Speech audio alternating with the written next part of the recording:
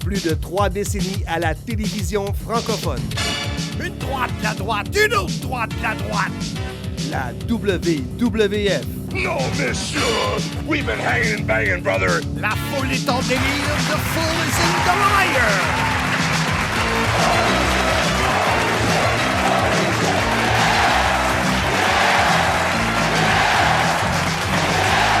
La WCW. Woo! New World Order. J'ai la chair de poule! Comme disent les Américains, I've got the chair to pull us! TNA. Impact. L'arbitre demande le prix et on parle pas de fromage. TOW. Mon nom est Marc Blondin, Monsieur Fun International, Top of the World, the original, vintage depuis 1958. Voici mon podcast. Soyez-y, mesdames, messieurs.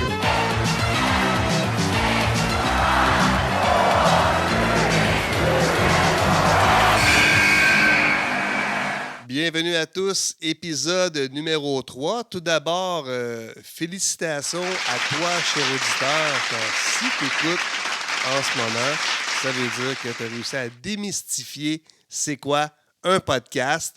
Tu nous as trouvés sur baladoquebec.ca, sur Spotify, Anchor ou même depuis quelque temps sur la chaîne YouTube de Marc Blondin. Salut Marc. Hey, salut Pat, comment ça va? Ça va bien? T'as eu une bonne semaine? Oh, très grosse semaine. Les premières critiques qui rentrent. Donc, des critiques constructives, oui. Critiques difficiles à suivre parfois. Mais je suis pas habitué à ce genre de critiques des gens. Donc, je vais vivre avec. Qu'est-ce que tu veux? Un pourri de talent!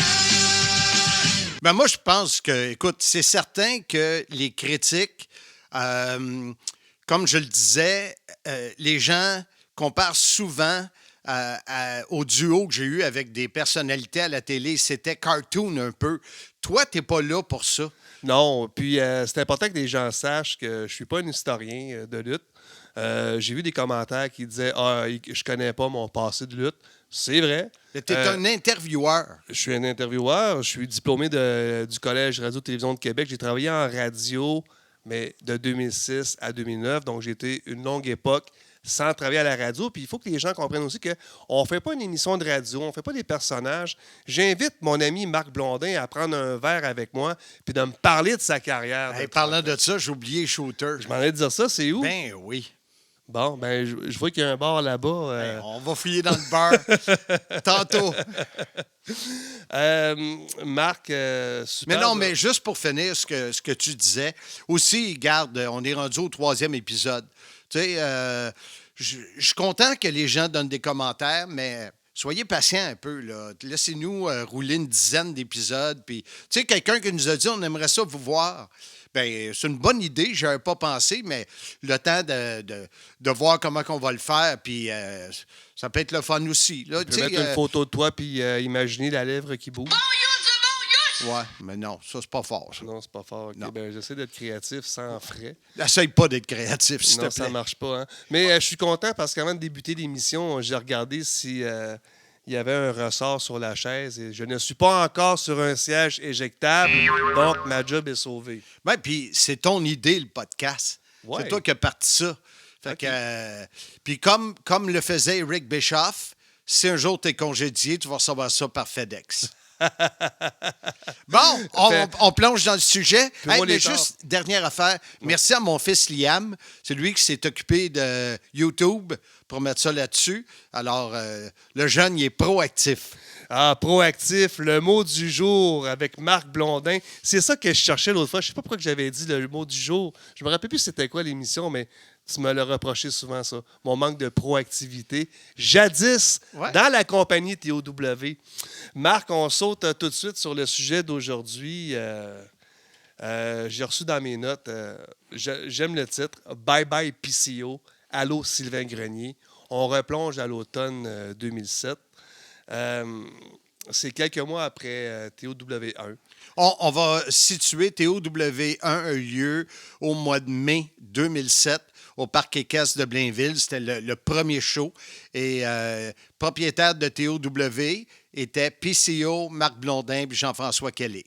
Est-ce que tu te rappelles de TOW1, ce qui vous a amené à TOW1, ou bien tu veux plus tard parler de la création de TOW? On va avoir un podcast juste sur comment on a parti ça. Parce qu'à ce moment-là, Marc, ton duo avec PCO, tu es vraiment au top of the world, TOW. Puis coup de théâtre, quand ça va bien, tu penses que ça ne s'arrêtera jamais. PCO qui t'annonce qu'il quitte sa job à RDS et son lien d'affaires avec toi pour la TOW pour aller lutter en Angleterre puis se donner une opportunité de devenir champion du monde. Je voulais dire redevenir champion du monde car il avait déjà été champion du monde par équipe avec Jacques Rougeau alors qu'il formait les Quebecers à la WWF.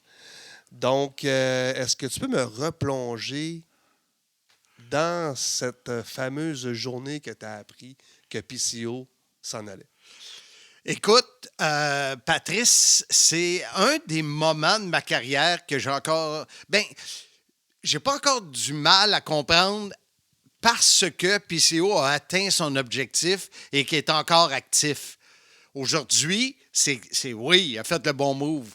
Jadis, à l'aube de devenir un quinquagénaire, en 2008, j'ai eu 50 ans. Écoute, comme tu l'as dit, le duo va très bien. On fait des niaiseries en ondes. Le monde aime ça. Son PCO, Deux pieds de bras. 2 pieds de bras. Tu sais, la formule est bonne. Son PC Copter, là, son hélicoptère imaginaire. Tu sais, ça va bien. Puis là, il m'annonce ça. On vient de faire TOW1, on parle de TOW2, on a plein de projets. Fait que c'est sûr qu'écoute, les jambes m'ont cédé. Là. C'est comme si tu me sciais les jambes, j'en revenais pas. Je comprenais pas. Pourquoi que ça s'en va en Angleterre? La WWE est à New York. Pourquoi tu t'en vas en Angleterre? Je comprends pas. Puis s'expatrier dans l'autre côté, c'est majeur, tu sais. Mais veux-tu juste me dire, PCO, quand il est avec toi à RDS, vous travaillez à la TOW, est-ce qu'il est inactif professionnellement depuis un certain temps ou il travaillait quand même dans les circuits indépendants à travers la province? D'après moi, il luttait encore, puis il venait de lutter pour nous à TOW1, comme de raison. Fait que oui, il a toujours été actif, PCO. OK, je veux juste enlever l'éléphant de la pièce. Est-ce qu'il y a eu du monde à TOW1? Je veux juste savoir ça. Oui! C'était un succès à TOW1? Écoute, de mémoire, on a eu 650 personnes. Pour toi, c'était extraordinaire? Seigneur, oui. Surtout, c'était pas à Montréal. OK. C'était à Blainville. C'était dans un parc équestre sur un terrain sableux où ce que les chevaux pratiquent. Il y a un terme pour ça, le manège, je pense qu'ils appellent. Mais tu sais, 650 personnes, les premières idées de table VIP, j'ai vu ça. Le billet coûtait 30 $, puis les 2 premières rangées, 30 pièces, puis tu avais un T-shirt de l'événement. Fait que, tu sais, non, on était vraiment, vraiment contents. On a appris beaucoup parce que tu peux travailler dans le monde de la lutte, mais quand tu sais, tu as travaillé tellement longtemps avec nous autres à TOW qu'on apprend à chaque show, tu sais.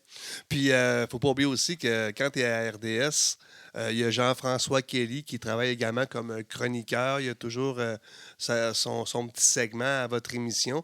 Puis, JF Kelly, il est quand même un partenaire assez... vous étiez 33, j'imagine? Oui, de mémoire, oui. OK. Ouais. Puis, qu'est-ce qui est intéressant aussi pour l'épisode d'aujourd'hui, c'est que tu as 3 invités spéciales pour nous replonger en arrière de cet événement-là.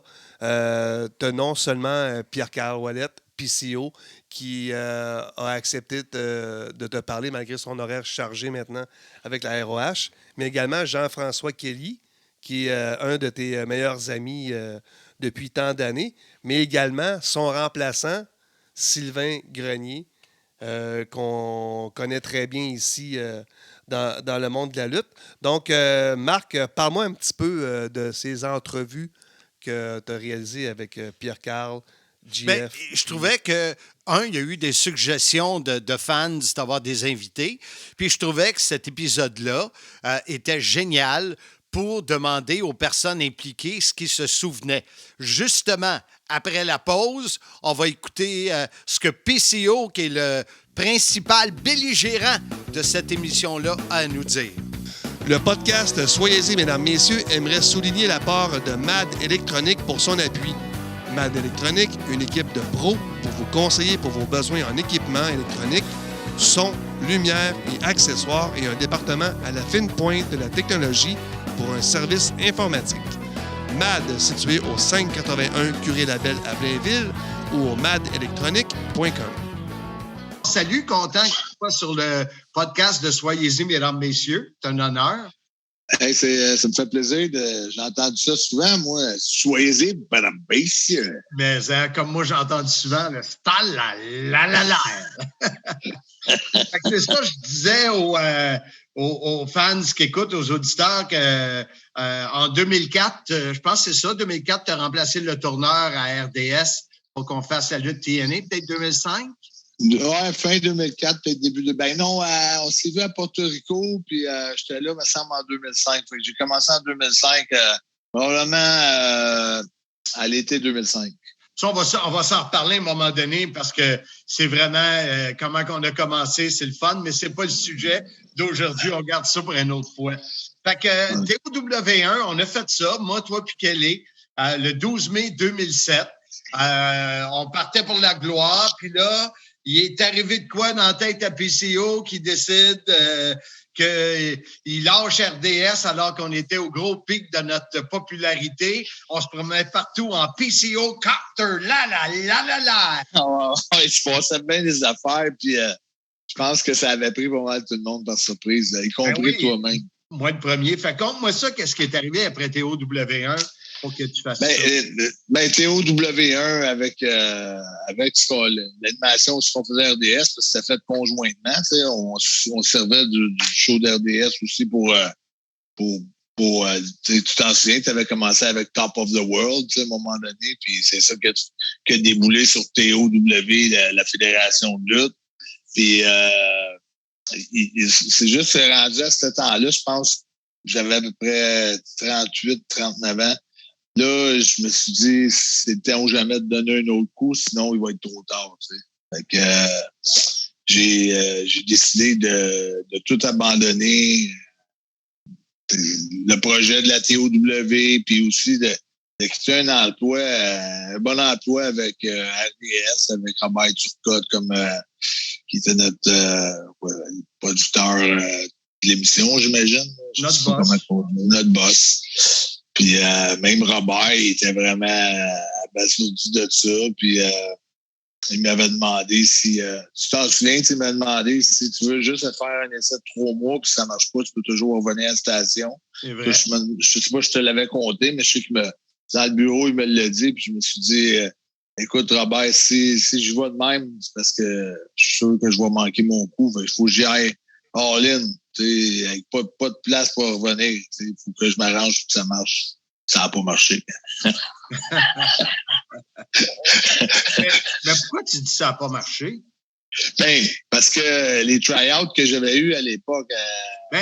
Attends, faut dire au monde là, que quand tu dis que tu as lâché TOW, tu as lâché RDS, tu as lâché ton monde de Saint-Jean parce que tu es parti outre-mer.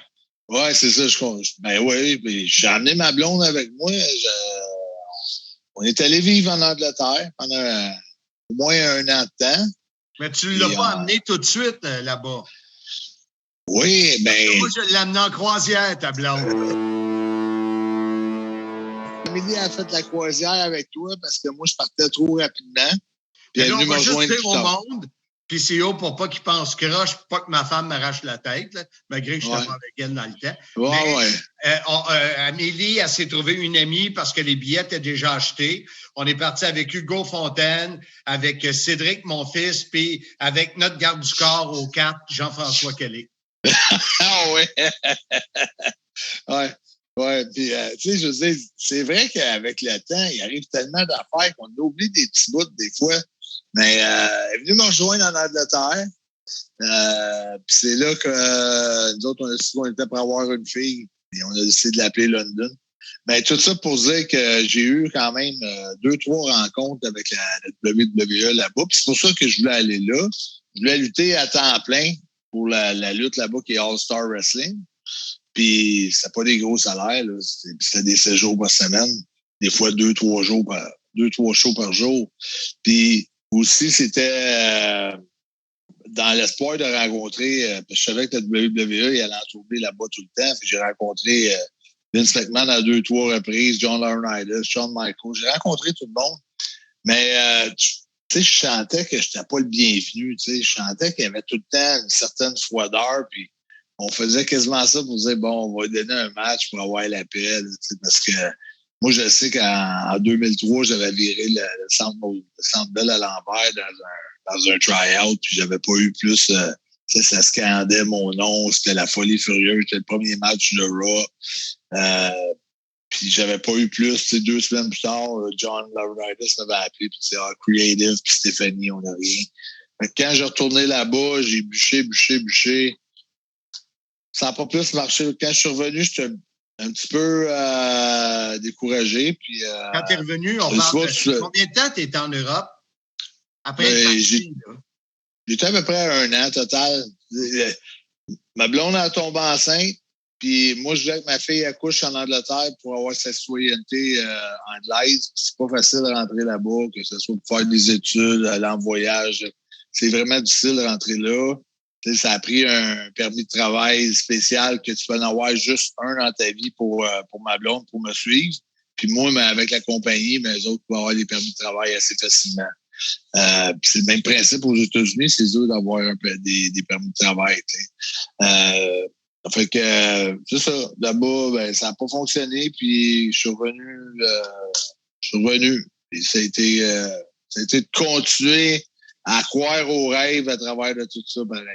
Tu vois, moi, c'est ça que je voulais, cette idée-là de podcast, parce que comme je t'ai dit, j'en ai au moins, je suis rendu à peu près à 125 thématiques que je veux faire, que rapport, parce que, tu sais, mine de rien, j'étais là dans les années 80, dans les années 90, dans les années 2000, dans les années 2010. Puis là, je suis encore là dans les années 2020. Oui. Ça, c'est un moment, la TOW, où c'est sûr que tu me l'as expliqué à plusieurs reprises, mais moi, j'étais probablement le plus surpris de toute la gang parce que notre duo était, écoute, tout le monde parlait de notre duo. Puis, on venait de partir une compagnie de lutte, la TOW. Fait que je voulais que le monde, c'est beau que moi, je compte ma version, comment je m'en souviens, mais là, le fait que tu l'aies expliqué puis ce qui t'a amené là, et ça résume en un mot ce que t'es résilient, t'arrêtes pas, tu fonces tout le temps. Fait que, je sais que même à un moment donné, tu n'en revenais pas, tu me parlais, puis c'est vrai, ça n'a plus d'allure, puis c'est haut, puis c'est ça. Je me souviens de ces conversations-là, parce que tu trouvais que je mangeais des méchantes claques à la baboune, puis que je me relevais les manches, puis j'étais vraiment y retourner. T'étais quasiment découragé de moi, des fois. Moi, j'ai jamais vu quelqu'un qui est aussi résilient que toi, fait que, regarde. En tout cas, c'est... Je voulais te remercier d'avoir partagé ça. Puis c'est sûr que l'autre émission, comment t'es arrivé à RDS, ben j'ai des images dans ma tête qui sont oui. On va pouvoir en parler lors d'un autre podcast. Fait que juste en finissant là-dessus, là, juste te dire les beaux souvenirs qu'on a eus avec la TOW, les fois qu'on invitait les fans à venir nous rejoindre dans un restaurant choisi d'avance pour un pay-per-view, pour X raisons. On a vraiment eu beaucoup de fun là, avec la TOW, puis avec tout ce qu'on faisait à RDS. Hein. Ça a été des moments super le fun pour moi dans ma vie. Ça a été aussi plate que ça peut être pour toi. Tu te souviens de mon show quand j'ai lâché, que je disais que je m'en allais? J'étais vraiment émotif. Ça m'a vraiment été un gros deuil pour moi à faire. Mais ça n'a jamais changé rien pour tout le respect que j'ai pour toi. Ah, puis notre amitié sera toujours intacte. Puis je sais, moi, que s'il y a quelqu'un qui veut me sacrer une volée, je vais m'appeler PCO. Merci, Marc, ça me fait plaisir. Mon chum, merci, puis on se reparle bientôt. All right, salut, là. Bye-bye. Le podcast Soyez-y, mesdames et messieurs, aimerait souligner l'apport de la Shop à pâtes pour son appui. La Shop à pâtes au 790 Sainte-Hélène à Longueuil, une épicerie fine que tu te dois de découvrir, un vrai coup de cœur. L'Italie dans ton assiette. Une fabrique de pâtes 100% semoule style italienne. Les meilleures pizzas sauce maison et des plats préparés maison, dont le mac and cheese. La Shop à pâtes 100% québécois y approuvé. Aliments du Québec. Visite shopapâtes.ca. J'ai hâte que tu me fasses connaître ça, la shop à pâtes, Marc. Ce sera pas long, ce sera pas long. J'ai le goût de manger des pâtes. Oui, ça tombe bien, c'est ça, c'est le menu à midi. Wow, belle entrevue avec PCO. Je savais pas que c'était un gars émotif parce qu'il est revenu souvent sur ses émotions lors de son combat à la TOW parce qu'il savait qu'il partait. Est-ce que tu as souvenir? Mais c'est plus ses émotions quand il est parti d'RDS. Bon, 4-5 mois après TOW.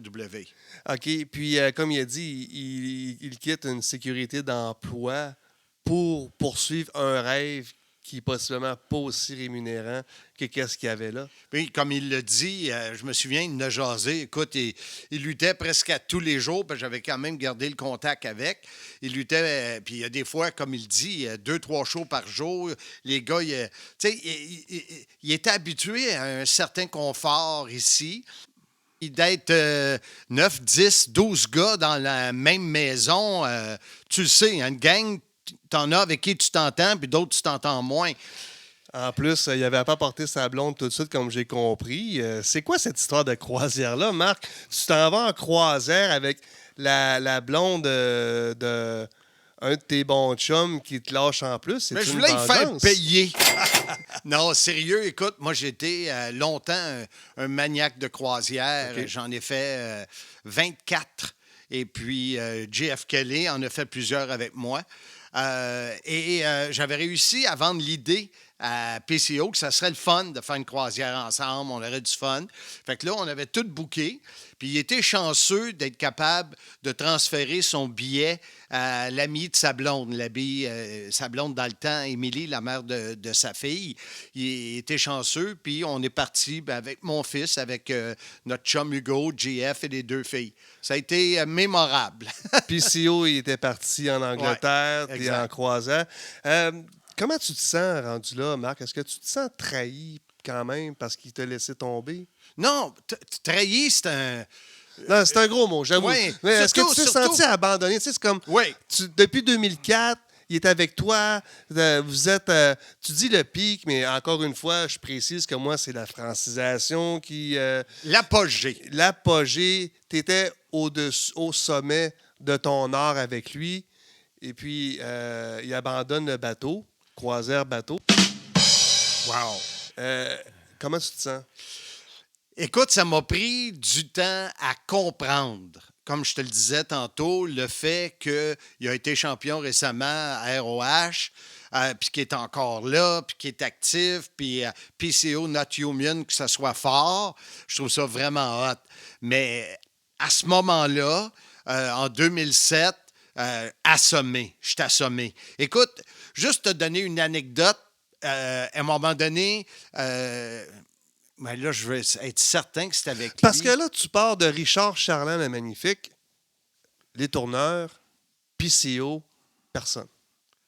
Ben après, c'était Sly. Ouais, mais je veux dire, là, tu apprends le départ de PCO. C'est ça. Mais de mémoire, JF a fait quelques émissions. J'ai parlé avec notre réalisatrice, Nathalie Tremblay. Puis on pense que Robert Turcotte, le patron d'RDS, voulait un ex ou un lutteur à côté de moi comme analyste. Alors, c'est là qu'on a dit que... D'après moi, Kelly a fait 2-3 shows avec moi il aurait pu continuer parce qu'il a le talent pour le faire. Mais RDS voulait un lutteur. Ça prenait une personnalité de lutte. Oui, exact. Malgré qu'aujourd'hui, Kelly pourrait être, entre guillemets, une personnalité de lutte. Mais en tout cas, chose certaine, on va faire une pause. Puis après la pause, justement, Jean-François Kelly va nous conter son histoire là-dessus. Garage Martin-Henry, mon choix sur la rive nord de Montréal. Pour tous les services mécaniques automobiles et moto, et ceux de Monsieur Fun. C'est une équipe attentionnée, honnête et surtout serviable. Pour vos besoins en mécanique générale, faites comme moi. Communiquez avec Martin ou Tony sur Facebook, Garage Martin-Henry, ou encore au 450-433-0223. Invité à Soyez-y, mesdames, messieurs, j'ai mon bon ami Jean-François Kelly. Quelqu'un qui est avec moi et qui est surtout dans le monde de la lutte depuis un bon bout de temps. Jean-François, bienvenue sur mon podcast. Très fier d'y être, Marc. Mais en fait, c'est soyez-y, mesdames, messieurs, c'est pas soyez-y, mesdames, messieurs. Oui, vu de même, comme dirait l'autre, là. Oui, t'as bien raison. On t'a invité, JF, parce que l'épisode d'aujourd'hui, on parle de 2007. On vient de faire, tu étais partenaire avec PCO et moi de TOW. Tu étais également sur l'émission à RDS avec PCO et moi-même. On vient de faire TOW1 mai 2007 et là, quelques mois plus tard, boum, PCO nous annonce qu'il quitte RDS et qu'il quitte la TOW. Comment tu as vécu ça, toi? PCO, premièrement, c'était un excellent co-animateur. Je pense que tu as vécu toi-même son énergie, débordait d'énergie en ondes, 2 pieds de bras.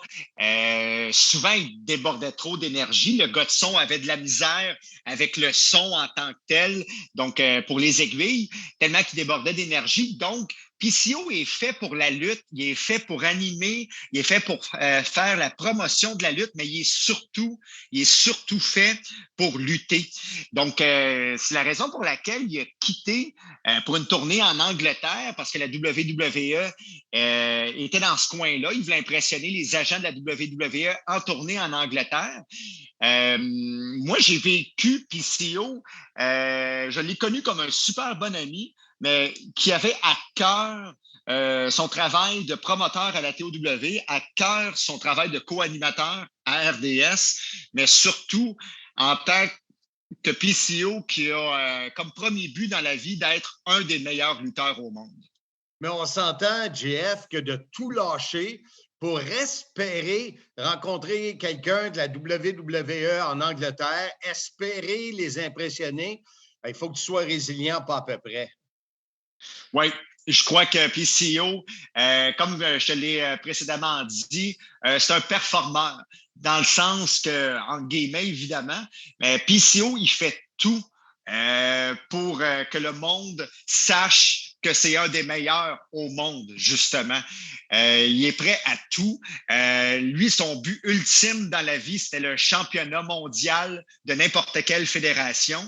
Il l'a eu avec la Ring of Honor éventuellement. Tant mieux pour lui, c'est un des plus prestigieux championnats mondiaux au monde.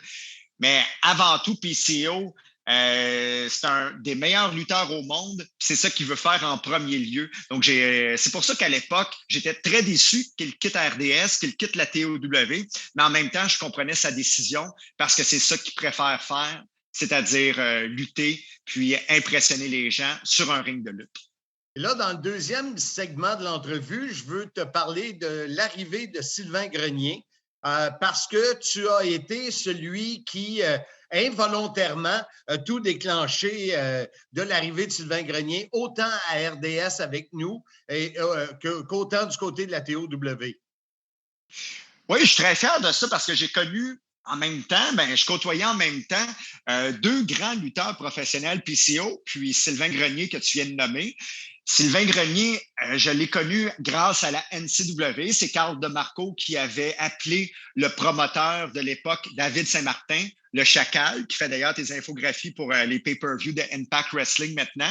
Il avait appelé David Saint-Martin pour lui demander s'il y avait une place pour Sylvain Grenier à la NCW, parce que Sylvain devait lutter plusieurs mois dans son pays d'origine avant de pouvoir avoir un permis de travail pour les États-Unis. Donc, je l'ai connu comme ça. Ça m'a permis de côtoyer Sylvain, Carl DeMarco, qui était le président de WWF Canada, ainsi que Pat Patterson. Et par la suite, Sylvain Grenier, on est quand même restés amis pendant qu'il était à la WWE. Aussi, quand il a quitté la WWE, donc on s'appelait régulièrement. Puis à l'occasion, évidemment, une fois par année, je l'appelais pour sa fête. Une fois par année, il m'appelait pour ma fête. Et c'est à ma fête, le 3 octobre 2007, en me souhaitant bonne fête, je lui ai dit, je ne sais pas si tu es au courant, mais PCO s'en va de la RDS, il s'en va de la TOW. Mais surtout en ce moment, ça prend quelqu'un pour auditionner à RDS parce que le directeur de la programmation voulait quelqu'un voulait un ancien lutteur ou un lutteur actuel pour remplacer PCO. Donc, la formule de RDS à l'époque, c'était un animateur et un lutteur. Donc, Sylvain, il a dit, j'ai jamais fait ça, mais ça m'intéresse. Donc, je lui ai organisé un rendez-vous et il a obtenu son emploi à RDS. Je pense que vous vous êtes bien entendus dès la première rencontre, toi et lui. Et ensuite, ça lui a ouvert la porte pour remplacer PCO à la TOW. Moi, je me souviens que j'avais été luncher avec lui sur une terrasse du Eastside Mario's à Rosemère. Puis il voulait me saouler pour que je m'assure de bien l'aimer.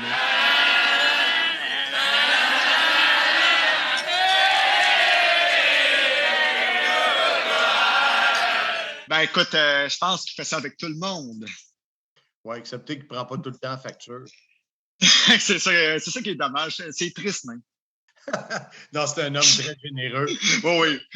Il m'a payé le repas en pandémie, mais avant la pandémie, là, pas mal plus de fois que je lui ai payé. Écoute, JF, c'était vraiment un honneur, un plaisir de t'avoir avec nous sur le podcast. Et comme tu le sais, je t'en ai parlé, on va faire des podcasts, on va en faire un uniquement sur ce qu'on a vécu ensemble. Qui va parler autant de nos voyages avec Pat Patterson, de nos road trips, de tout ce qu'on a vu que rapport, bien sûr, dans le monde de la lutte. Et on va pouvoir se reparler sous peu si tu acceptes les rendez-vous. J'accepte. Et je vais ouvrir quand même une parenthèse. Première anecdote. Donc, ça va être très, très court, Marc, je te l'assure. Je vais garder du jus pour l'épisode en tant que tel. Savez-vous comment Marc m'appelle? Non, vous ne le savez pas? Je vais vous le dire. Marc, il est très, très, très bon en anglais, sauf quand il parle à des douaniers ou des douanières. Là, il devient super nerveux, il casse son anglais, il casse même son français. Bref, il ne sait même pas c'est quoi son nom. Donc, quand le douanier lui demande « How do you know each other? » en parlant de moi et de Marc, Marc, il ne sait pas quoi faire, puis il dit, il bégaye un peu, puis il dit, I don't know, he is my cruising buddy. C'est la première chose que Marc a dit aux douanes à mon propos. He is my cruising buddy. Donc, fin de la parenthèse. D'après toi, pourquoi j'ai dit ça? Parce que ça te rappelait nos soirées aux Lovers, j'imagine? Love is in the air. C'est tellement chiant. C'est parce qu'on faisait beaucoup de croisières ensemble, fait que t'étais ma cruising buddy. Effectivement, j'ai hâte au podcast, Marc, vraiment. Là. Donc, j'ai vraiment hâte parce qu'on a plusieurs anecdotes ensemble. Parfait, je te remercie. Attention à toi. Salut, puis salutations à Patrice. Parfait. Hey, Patrice, il te fait dire salut. Le podcast Soyez-y, mesdames, messieurs, aimerait remercier le restaurant-bar Tapas, le couteau tranché de Laval, pour son appui. De loin, le restaurant préféré de Marc Blondin, le couteau tranché vous offre un menu tapas incroyable. Pour encore quelques semaines, le service de plats préparés est disponible. Mais sous peu, vous pourrez redécouvrir l'ambiance et l'équipe hors pair du couteau tranché, salle disponible pour vos événements privés qui pourraient être animés par nul autre que Marc Blondin. Le couteau tranché pour commander, voir le menu ou pour tout autre détail, faites lecouteautranché.com. Je te salue en retour, Jean-François Kelly. J'estime beaucoup Jean-François Kelly. Puis, cruising buddy, ça sort de où, ça? Écoute, vraiment, je me souviens de cette fois-là aux douanes. J'ai été tellement surpris par la question, comment vous vous connaissez, toi et deux? Tu réponds quoi à ça? Puis on arrivait d'une croisière. Fait que mon cruising buddy, ça sortit de même. C'est sûr que ça fait drôle à entendre, là, mais... C'est-tu pour ça que tu m'avais caché dans le coffre de l'auto quand on avait été à Albany avec JF Kelly pour un show de TNA? Tu rentrais pas dans le coffre de l'auto. T'es trop petit. Jean-François Kelly, un bon gars. un Chris de bon gars. Ça, il a toujours été super sympathique. Puis de le compter parmi un de mes meilleurs amis de lutte, je suis très choyé de ça. Et puis, on retourne dans notre histoire sur la transition Pierre-Carl Ouellet. Mais t'as vu comment Kelly était important Oui. dans l'arrivée de... Un bon hasard. Puis, tu vois, je vais sûrement m'attirer des ennemis avec ça. Ce que j'ai trouvé dans le monde de la lutte au Québec, c'est le poignardage de dos. Puis que Jean-François, comment je pourrais dire ça? Moi, j'ai rencontré Sylvain Grenier quand je vous ai connu, vous, chez vous, pendant un meeting des TOW5. Puis, je vais m'éloigner, mais tu m'avais dit à un moment donné, comme ça, paf, toi, Maltais, quand est-ce que tu te déniaises à devenir arbitre? Pas la bite, l'arbitre, tabarnak! Puis tout de suite, Sylvain, il a dit, oui, tu pourrais venir t'entraîner à mon école de lutte. Puis la générosité de vous face à des nouveaux arrivants m'a toujours impressionné. Dans le fond, ce que j'essaie de dire, c'est que Jean-François Kelly, il aurait très bien pu dire, pas le dire à Sylvain que RDS cherchait un nouvel acolyte, puis se mettre en avant-plan. Oui, je suis d'accord, tu dis la même affaire qu'on va entendre plus tard dans la prochaine entrevue, mais puis là, je dénigre pas JF du tout. Je pense sincèrement que JF, au fond de lui, aurait aimé ça, avoir le rôle, avoir le job. avoir la job d'analyste. Mais en sachant ce que RDS veut, comme il l'a dit, à l'époque, ce qu'ils veulent, c'est un lutteur actif ou un ex-lutteur.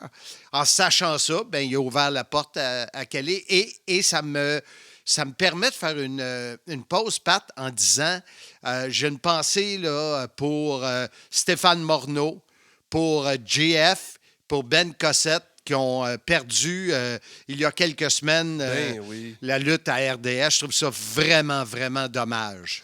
Ça me désole de voir comment cet employeur-là n'a pas à cœur ce sport-là, qui a autant d'histoire au Québec, qui est la lutte, puis qui coupe encore une fois ce rendez-vous hebdomadaire du dimanche matin. Puis ce qu'on a entendu, c'est une question de budget. Moi, j'y crois pas. Ça coûte rien faire ce show-là. Là. Écoute, on a eu PCO, on a eu JF Kelly. On fait une courte pause et après, on a l'autre, celui qui est arrivé, celui qui a remplacé PCO, le beau bonhomme Sly, Sylvain Grenier. Le podcast Soyez-y, mesdames et messieurs, aimerait souligner l'apport de Transform Exact et son président fondateur Alain Brochu pour son appui. Transform Exact, impressionnant. www.transformexact.com, imprimeur professionnel spécialiste en sérigraphie et impression numérique grand format. Transform Exact à Montréal, 514-324-4960. Hey, on a Sly avec nous dans Soyez-y, mesdames, messieurs. Salut. Salut, Monsieur Blondin. Comment va le beau bonhomme?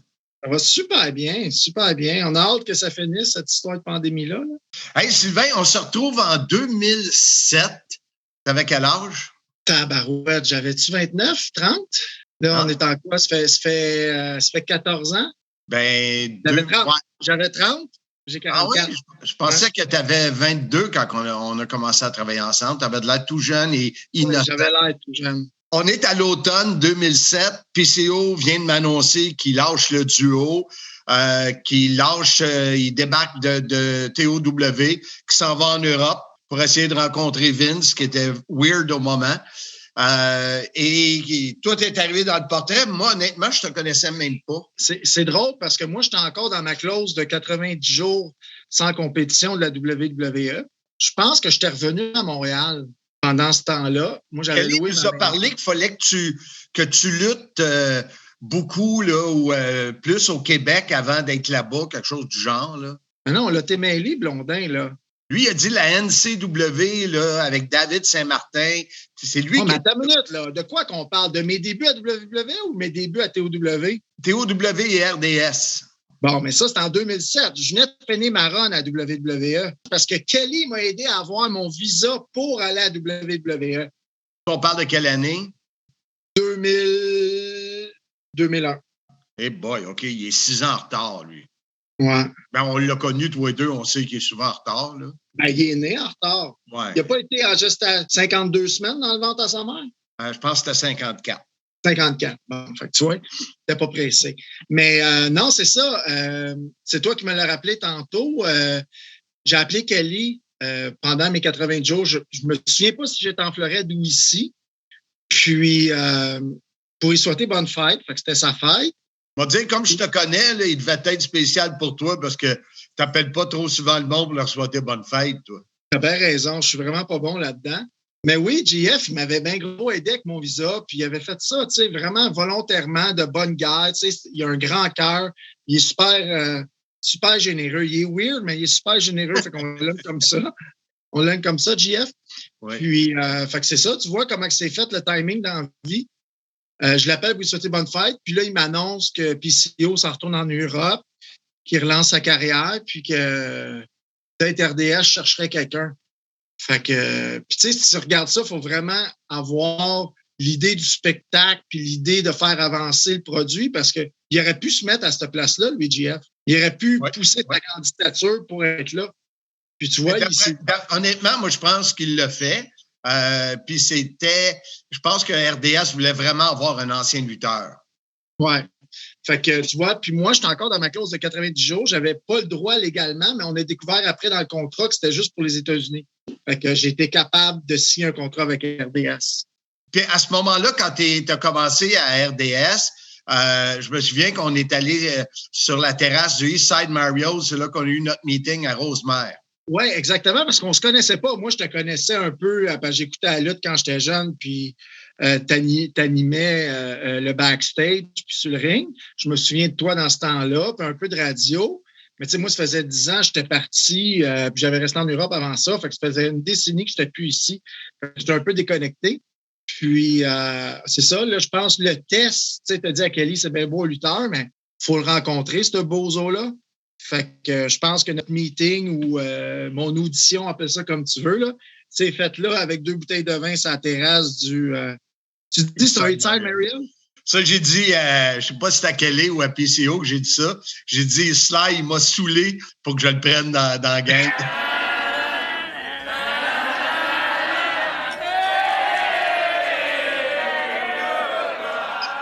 Ça m'a coûté 14$, fait que c'était correct.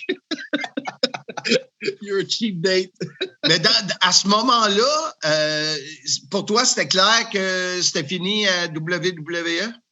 Ah oui. Dans ce moment-là, ben, quand ça se termine pas bien, là, que ça faisait longtemps que je n'étais pas heureux.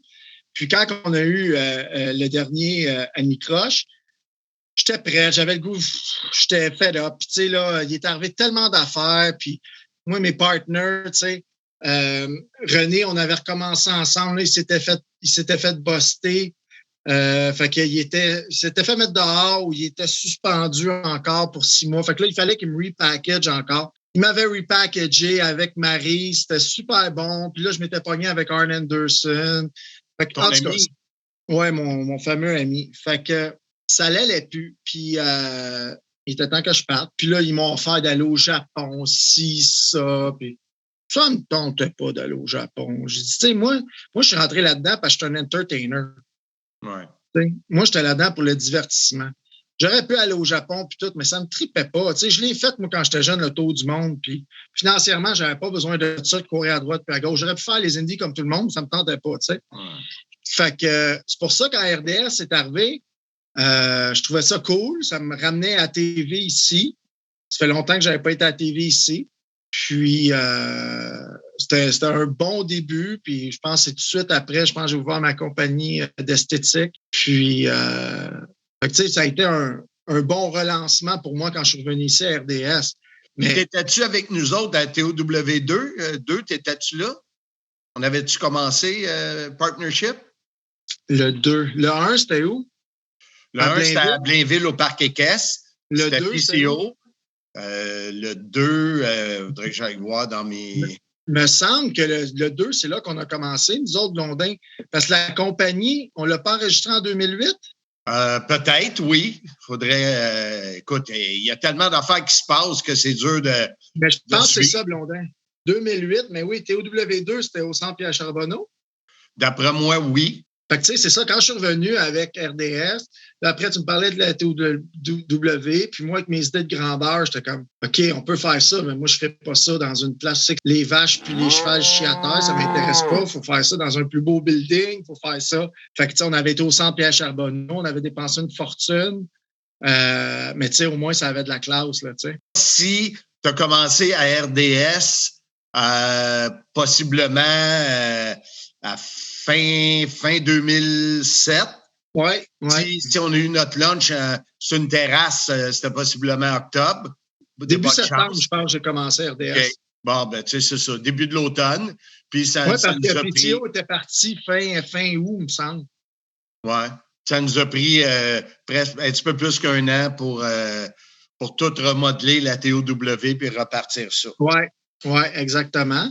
Mais tu vois, ça a été un beau projet, c'était le fun. Tu sais, on a réussi à amener ça à la TV, c'est plate que tu sais, ça n'a pas continué, mais tu vois, aujourd'hui, dans les circonstances qu'on a, moi qui ai rendu producteur pour d'autres choses, puis j'ai produit mes émissions, puis j'ai financé mes émissions, mais TOW m'a beaucoup aidé, tu sais, avec ça. Les erreurs qu'on a fait, les bons coups qu'on a fait, combien ça coûte, parce que nous autres, on pouvait louer du stock, puis on le sait, là, tu sais. Oui.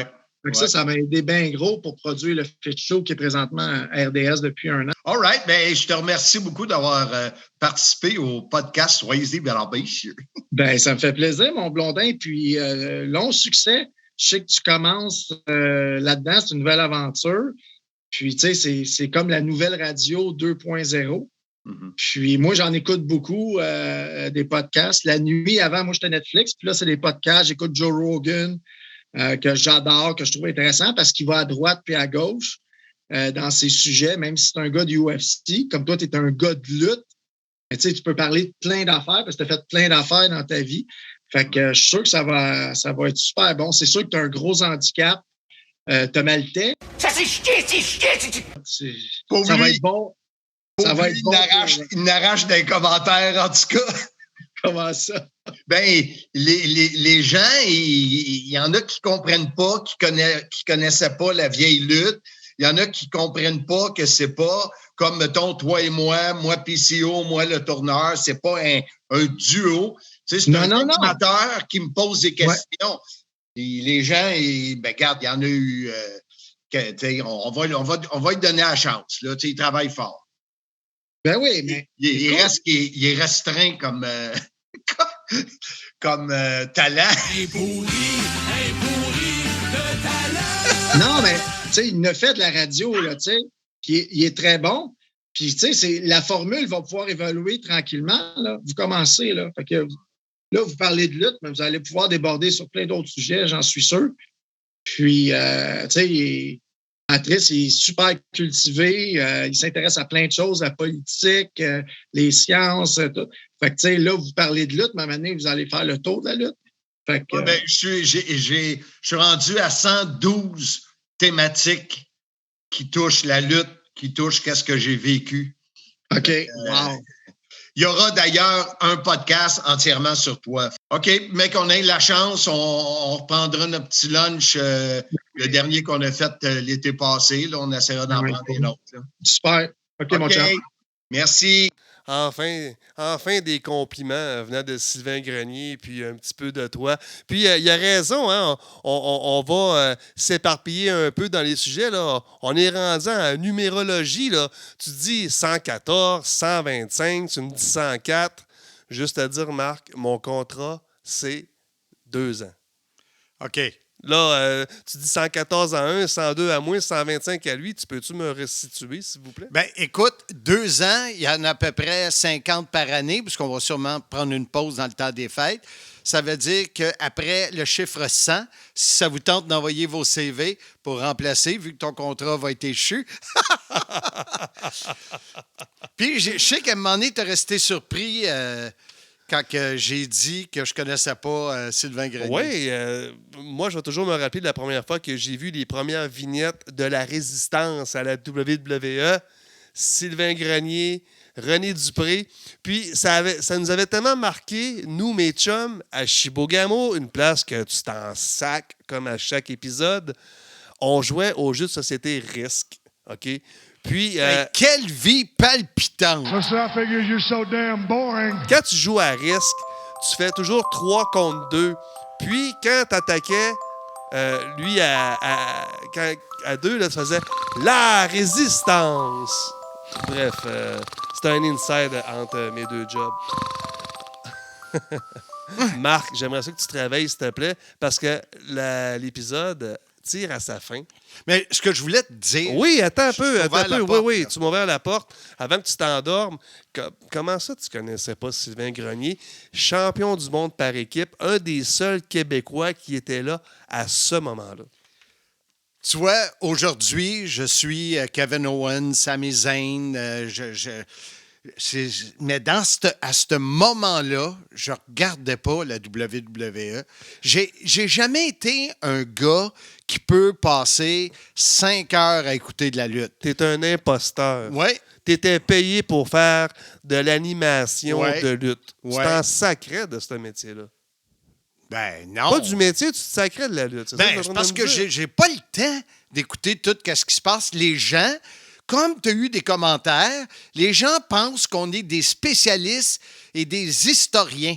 Il y a Pat Laprade qui sait tout, puis après ça, il n'y en a plus. Peut-être c'est pour ça qu'on a des femmes, puis pas lui. Ah, peut-être. Mais Pat, j'ai quelque chose pour toi parce que dans un épisode précédent, tu as blasté un de mes anciens collègues. Tu l'as pas nommé, mais lui, mettons, qui s'est reconnu quand tu as dit on parle pas de celui là, qui parle toujours de son entrevue avec Céline Dion. Il a voulu te répondre. Alors ici, Michel Le Tourneur, moi j'ai un petit message à donner. Comment il s'appelle? Patrick Robitaille. Attends, Patrick Robitaille, en tout cas, Maltais. En tout cas, j'ai un message à lui donner à lui, là. Sérieusement, là. On parle toujours, il me dit, je parle toujours, moi, Le Tourneur, de la fameuse entrevue que j'ai faite avec Céline Dion. Regarde, j'ai pas juste fait Maltais ou Robitaille, j'ai pas juste fait Céline Dion. J'ai fait une entrevue avec Bon Jovi, j'ai fait des entrevues avec Scorpion. Je me suis fait même envoyer chier par Madonna quand elle est venue faire son girly show au Stade olympique. Puis j'en ai fait des entrevues même avec des grosses vedettes québécoises. Je sais pas si toi, tu comprends que même que tu as un petit diplôme en radio, jusqu'à date, je t'ai pas bien entendu à part Blondin. Puis Blondin, c'est pas vraiment une référence, mon Patrick. En tout cas, c'est ça ton nom, là, Patrick. Fait que c'est ça le message que je voulais te dire. C'est clair? C'est assez clair, hein? Lonely Michel, je le vois encore manger son hot dog tout seul. Avec ses bas blancs. C'est bas blanc à côté du boombox au magasin Harley à Repentigny. Je salue Michel Les Tourneurs. Toujours un plaisir de le voir. Tu sais que c'est Le Tourneur. Hein? Tu l'appelles toujours Les Tourneurs. Je sais pas pourquoi. C'est Michel Le Tourneur. Parce que je connaissais Michel Les Tourneaux, un ancien député du comté d'Angava à Chibougamau. Merci Michel d'être intervenu. Hey, ça fait 4 invités. Mais pourquoi il n'en parle jamais de ses entrevues autres que Céline Dion? Il faudrait que tu l'appelles, hein? Oh. Appelle-les, vous allez aller manger tous les deux tout seuls des hot dogs à côté du boombox. Déjà là que j'ai été pogné à côté de lui à ton shower, pas ton shower, ton entraînement de vie de garçon à ton mariage au Robbie's. Oui, monsieur. Hey, Pat, on est déjà rendu à la fin de l'épisode 3. Oui. La semaine prochaine, je vais t'amener dans des petits moments privilégiés que j'ai eus avec certains lutteurs. Il y en a eu plusieurs, puis c'est des petits segments, ça va être le fun. Fait que ça va être la semaine prochaine, l'épisode numéro 4. Excellent, Marc, je te remercie beaucoup. Je remercie beaucoup Pierre, notre réalisateur. Et puis, comme toujours, je te laisse le mot de la fin, Marc. Alors, d'ici à l'épisode 4, je vous dis, soyez-y!